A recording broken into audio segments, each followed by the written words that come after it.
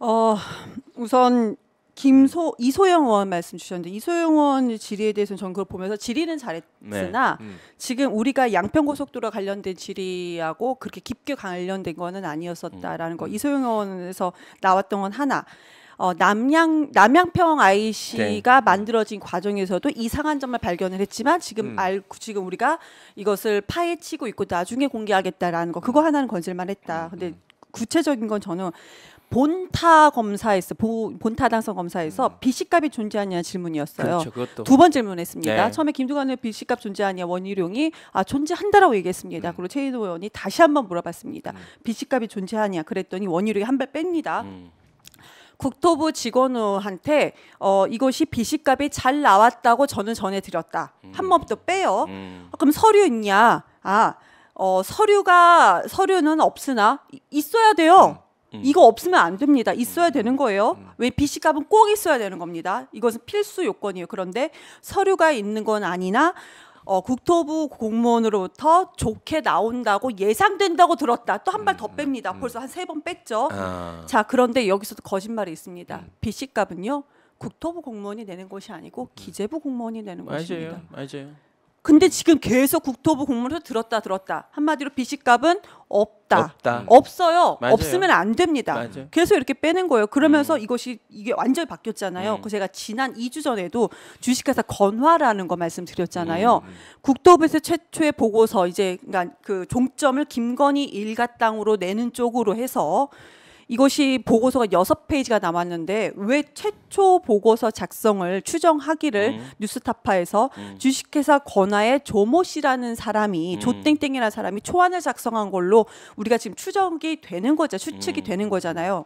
그럼 이 사람은 이 주식회사 건화라는 데는 본타에서 검사에서 입찰에서 떨어진 회사입니다. 그러니까 본타 회사가 두 곳이 있잖아요. 그렇죠. 거기에도 근무하지 않았던 그거죠. 무슨 엔지니어링 또 하나 동해하고 경동 엔지니어링. 경동 엔지니어링 그 두 개. 여기에 근무하지도 않았던 사람입니다. 맞아요. 근데 이름도 첫 번째 건화입니다. 여기에서 초안을 작성한 것이 왜 국토부 최종은 국토부 직원이 이것을 한 것으로 보여지고 초안은 주식회사 건화 본타에서 떨어진 사람이 작성한 것이 왜 달렸냐. 이것도 깊게 파고 들어야 되는 거죠. 자, 마지막으로 지금 민주당이 국정조사 못합니까? 할 수 있어요. 이 자체는 국정조사는 합의가 아니고 협의입니다. 할 수 있어요. 그런데 마치 국정조사가 어려운 것처럼 기자들이 질문합니다. 국정조사가 안 되는 것처럼, 그러니까 이거는 협의고, 그러니까 합의가 아닌데도, 그러니까 합의가 아니고 협의입니다. 그렇죠. 할 수가 있습니다. 그런데 만약에 지금 국민의힘이 여당이 반대하면 못하는 것처럼 얘기를 해요. 최종적으로는 국회의장이 한다면 합니다. 네, 맞아요. 네. 근데 지금 그런 상황이 아니기 때문에 하는 건데요. 국회의장이 할까요? 해야죠. 안 하면 어떻게 해야 되지? 욕 먹어야죠.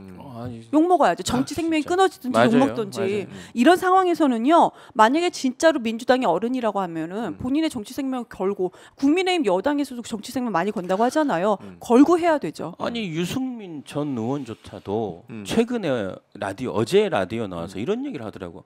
좀 이상하다. 이 과정이 좀 이상하다. 국정조사 해야 된다라고 했고 이분이 이제 KDI 출신으로 자기가 이렇게 소개하더라고요. 예비 타당성 제도를 처음 만든 사람이라는 거예요. 1999년에 만들어졌거든요.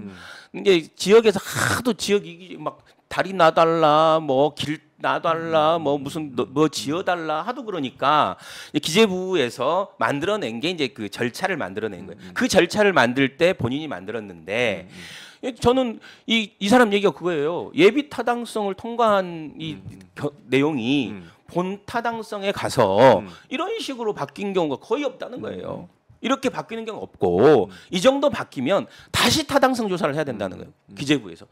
왜냐하면 그걸 못하게 기재부 입장에서 돈 주면서 생각해 보십시오.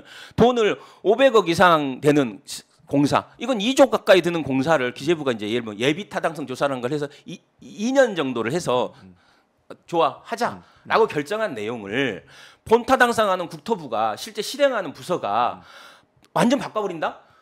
그러면 기재부 입장에서도 기분 나쁘기도 하고 아 이게 왜 이런 제도가 필요하지?라고 생각할 거 아니에요. 그렇기 때문에 기획재정부에서는 일정 부분 이걸 틀을 못 바꾸게 하고 있어요. 그 김동연 지사도 얘기했잖아요. 그래서 뭐 10% 이상, 뭐 15% 이상 뭐 바꾸면 다시 타당성 조사를 받게 하는 거예요. 근데 지금 보면 본 타당성 조사에서 55%를 바꿨잖아요.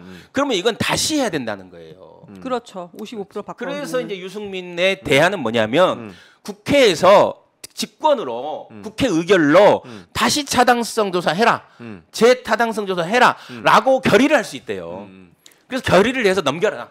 다시 하라고. 이거 국조 못하면 전 민주당 이번에 총선 어렵다고 맞아요. 저는 개인적으로 생각합니다. 자, 왜 그러냐면 처음에 그쪽의 대응이 뭐였었냐면 그 종점 아니야. IC 없어. 우겼잖아요. 근데 결론적으로 있었습니다. 맞아요. 500m 거리에 있었고 맞아요.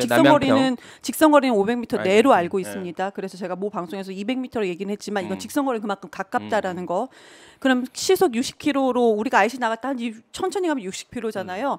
그러면은 2, 3초면 간다는 거 말씀 다시 드리고요. 그다음에 두 번째는 강하 IC를 얘기했습니다. 그런데 이게 초안으로 가도 어차피 강하 IC, 강화면으로 빠지는 IC는 나올 수 있다라는 것도 지금 그들의 논리가 더 좀 그 잘못됐다는 거 우리가 또 알 수가 있고요.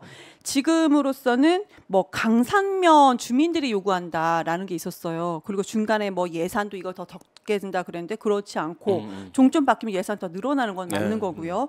근데 지금 최종적으로는 강산면 주민들이 이것을 요구한다라는 거예요.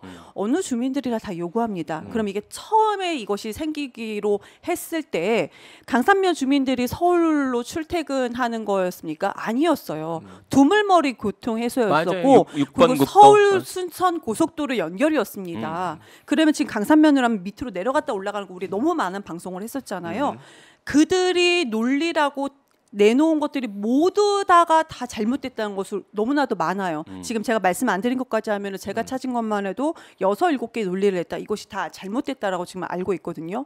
이런 상황에서 국조 못한다? 그러면서 저도 뭐 방송에서 그랬어요. 저는 이제 대변인실에 있으니까 국조 만약에 못한다 하더라도 국감이 있습니다. 말은 하지만 저는 솔직히 여기서 말씀드릴게요. 민주당 이번에 국조 목숨 걸고 해야 됩니다. 맞아요. 그러니까 양평의 강상면 주민들이 요구하니까 그렇게 IC를 바로 만들었다 이런 건데 아니 그 당시에 지금 가밀 IC라고 저기 어떤 강동 주민들이 이 강동구청을 중심으로 해서 10,000명 정도가 연명 서명을 해서 여기 좀 바꿔달라. 여기는 이제 교통체증이 엄청 심하니까 이거 바꿔달라고 했는데 그건 완전히 무시한 거군요. 10,000명의 이 주민의 서명을 받은 내용은 무시하고 누구가 얘기한지도 모르는 유령 같은 강상면 주민들이 요청한 거에 대해서는 그냥 바로 그냥 번개처럼 들어주고 그리고 교산 신도시 새로 분양받아서 입주할 주민들에 대해서는 완전 쌩까고. 그러니까 어느 지역이든 자기 지역에 다 원하는 걸 얘기해도 그걸 다 받을 수가 없는 거예요. 맞아요. 그러니까 예타 조사를 하는 거죠. 그러니까 그거는 뭐 강상면이 얘기했는데 안 해줬다 이런 얘기 할 필요도 없는 거고